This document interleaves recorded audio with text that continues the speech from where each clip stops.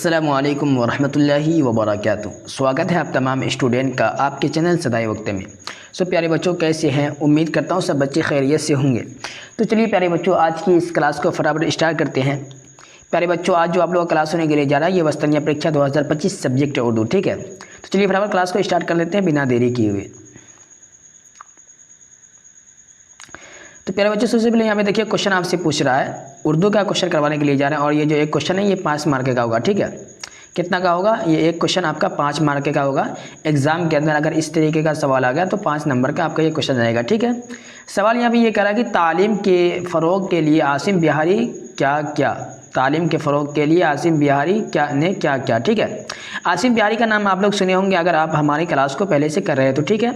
आसिम बिहारी के बारे में पहले से पूरी डिटेल में पढ़ा चुका हूँ कि आसिम बिहारी कौन थे, कहाँ पैदा हुए, क्या क़याम किए, सारी जानकारी ऑब्जेक्टिव में भी सब्जेक्टिव में भी, ठीक है।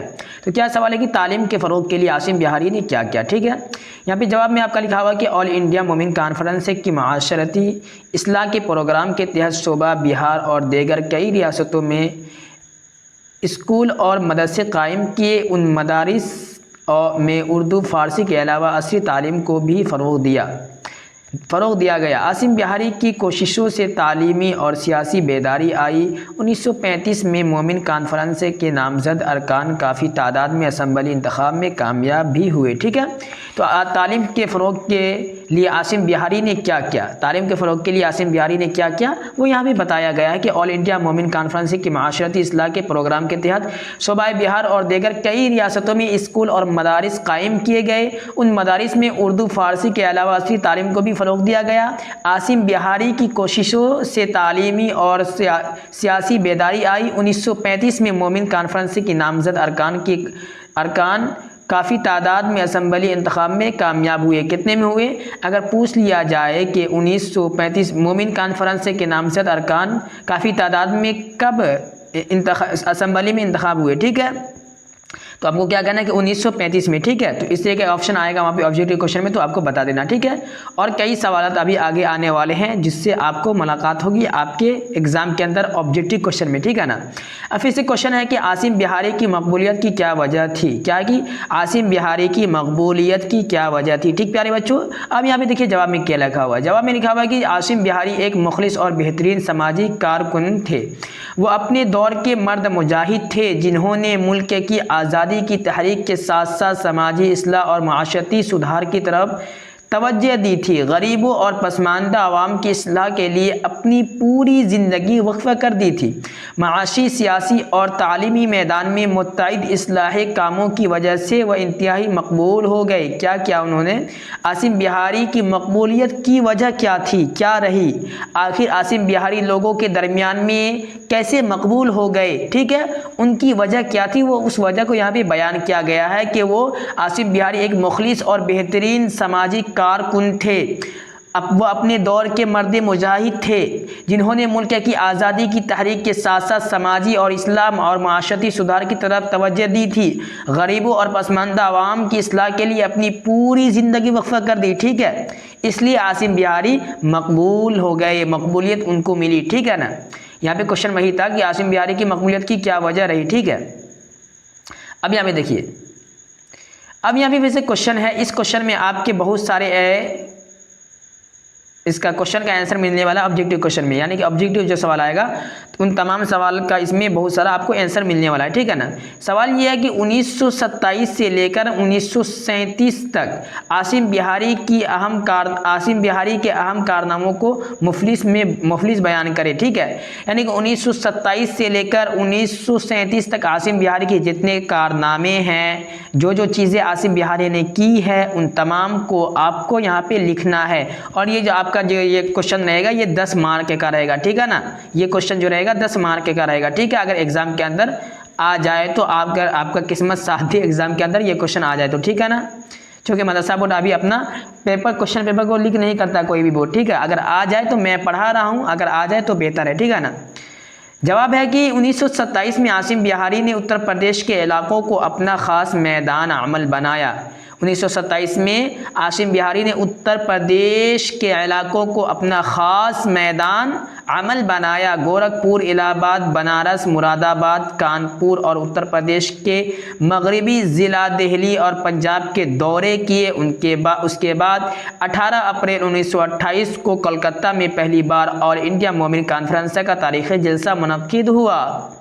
अब यहाँ पे देखिए, ये जो क्वेश्चन है ये हम आपको पढ़ा चुके हैं, ठीक है। अगर आप क्लास के आपको मालूम होगा, सवाल आया था, ऑब्जेक्टिव क्वेश्चन था कि ऑल इंडिया मोमिन कॉन्फ्रेंस का पहला जलसा कब और कहाँ मुनक्किद हुआ, ठीक है ना।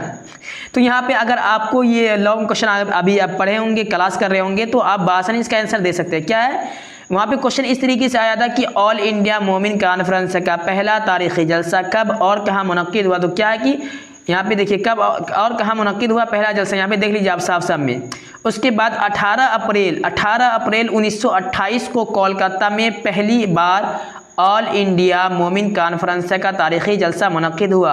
18 अप्रैल 1928 को कोलकाता के अंदर पहली बार ऑल इंडिया मोमिन कॉन्फ्रेंस का पहला जलसा मुनक्किद हुआ है। इसे आप लोग अपने जहन में बैठा लीजिए, ठीक है ना, होना कि ये क्वेश्चन आपके एग्जाम में आ भी सकता है, ठीक है। उसके बाद दूसरा जलसा 1929 में इलाहाबाद में हुआ। अगर क्वेश्चन आ जाए कि ऑल इंडिया मोमिन कॉन्फ्रेंस का दूसरा जलसा कब हुआ, आपको क्या कहना है, 1929 में हुआ था। 1928 में कोलकाता पहला जलसा हुआ, 1929 में दूसरा जलसा हुआ और 1932 में तीसरा जलसा हुआ। किसका, ऑल इंडिया मोमिन कॉन्फ्रेंस का, ठीक है ना। क्या कि उसके बाद दूसरा जलसा 1929 में इलाहाबाद में हुआ, ठीक है, जगह का नाम भी याद कर लीजिए, इलाहाबाद में हुआ था, ठीक है। तीसरा जलसा 1932 में हुआ था। कब हुआ था तीसरा जलसा? 1932 में हुआ था, सूबा बिहार के गया जिले में, ठीक है। ये वाला भी क्वेश्चन हम पढ़ा चुके हैं आपको, ठीक है ना, कि ऑल इंडिया मोमिन कॉन्फ्रेंस का तीसरा जलसा कब और कहाँ मुनक्किद हुआ। तो आपको क्या आंसर देना है, 1932 में सूबा बिहार के गया जिले के अंदर ऑल इंडिया मोमिन कॉन्फ्रेंस का तीसरा जलसा मुनक्किद हुआ, ठीक है, समझ गए। अब यहाँ पे देखिए, अब यहाँ पे लिखा है कि मोमिन कॉन्फ्रेंस की शाखें मुल्क और बैरून मुल्क में कायम की गई, जिनके ज़रिए आज़ादी का पैगाम मुल्क के बाहर तक पहुँचा। किसके ज़रिए पहुँचा? ऑल इंडिया मोमिन कॉन्फ्रेंस का शाख तैयार किया गया, जो बैरून मुल्क में पहुँचाया गया, कायम किया गया, फिर उनके ज़रिए आज़ादी का पैगाम बाहर मुल्क तक पहुँचा। 1935 और 1936 से जब मुल्क की सियासत ने नई करवट ली, तो आसिम बिहारी और उनकी तंजीम पर अंग्रेज़ी हुकूमत की जानिब से ज़बरदस्त दबाव का सिलसिला शुरू हो गया, ठीक है ना। जब ये एक मोमिन कॉन्फ्रेंस है, ऑल इंडिया मोमिन कॉन्फ्रेंस है, जो तैयार किया गया था, ये जब आज़ादी की तरफ बहुत अच्छा काम कर रहा था, सियासत में एक नई करवट लाई थी, तब अंग्रेज़ों की नज़र आसिम बिहारी पर पड़ी और ये जो मोमिन कॉन्फ्रेंस बनाए थे इस पर पड़ी। उसके बाद अंग्रेज़ों ने इस पर काफ़ी दबाव बना लिया, ठीक प्यारे बच्चों, समझ गए हैं। चलिए, तो इन तमाम सवालात को आपको क्या करना है कि अपनी नोटबुक में यानी कि कापी में उतार लेना है और अच्छी तरीके से देखकर इसे पढ़ लेना है, ठीक है। अगर आपको याद नहीं हो रहा है तो सिंपली इनको लिखते साथ ही आपको तो याद हो जाएगा, ठीक है ना। अगर लिखते साथ भी याद नहीं होता तो क्या करना है, आपको कम से कम भी 3-4 बार आपको देख के पढ़ लेना, ठीक है, क्योंकि आपके पास वक्त बहुत ही कम है। अगर याद नहीं कर पाते देख के पढ़ लीजिए ताकि आपके जहन में रहे, ठीक है ना। जो भी क्वेश्चन आपको कराया जा रहा है ये तमाम को आपको देख लेना। ओके, थोड़ा मुझे नींद आ रही, चूँकि देखिए यहाँ पे रात काफ़ी हो गया है, 11:30 11:15 हो गया, ठीक है। तो चलिए प्यारे बच्चों, आज की इस क्लास को यहीं पे समाप्त करते हैं। आज का क्लास आप लोगों को कैसा लगा, समझ में आया या नहीं आया, आप लोग अपनी राय कमेंट सेक्शन में ज़रूर दीजिएगा। फिर मिलते हैं किसी और क्लास में, तब तक के लिए खुदा हाफिज़, अस्सलामु अलैकुम। आप तमाम साथी अपना ख्याल रखिएगा।